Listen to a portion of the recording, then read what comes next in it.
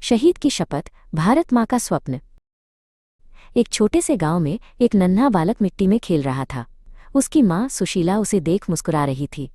भगत सिंह के हाथों में बंदूक नहीं बल्कि मिट्टी के खिलौने थे और उसके दिल में देश के लिए एक गहरा प्यार पल रहा था। माँ की ममता की छाँव में उसका बचपन देश प्रेम की पहली पाठशाला बन रहा था।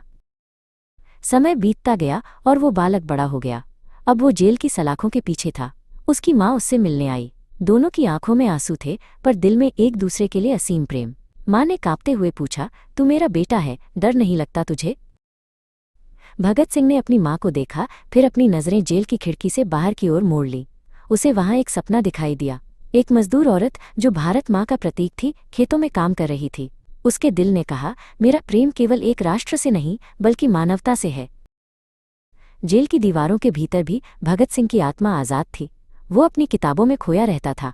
एक किताब के पन्ने उसके लिए सिर्फ शब्द नहीं थे बल्कि क्रांति के बीज थे। उसके चारों ओर एक भावनात्मक तूफानी माहौल था जो उसके विचारों की गहराई को दर्शाता था। भगत सिंह का संदेश जेल की दीवारों से बाहर निकलकर लोगों तक पहुंचा। उसका लिखा हुआ पत्र गांव-गांव में पढ़ा गया।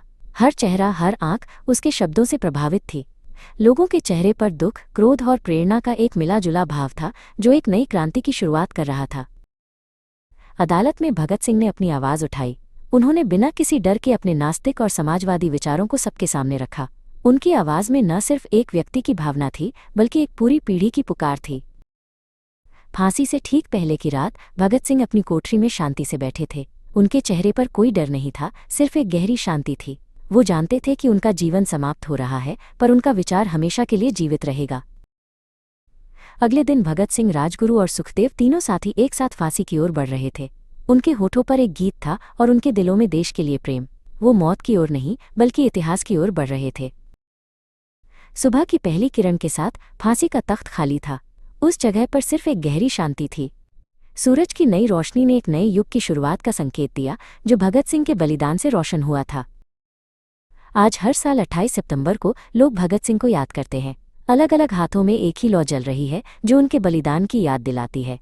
शहीद मरते नहीं, वो हर इनकलाबी दिल में जिंदा रहते हैं।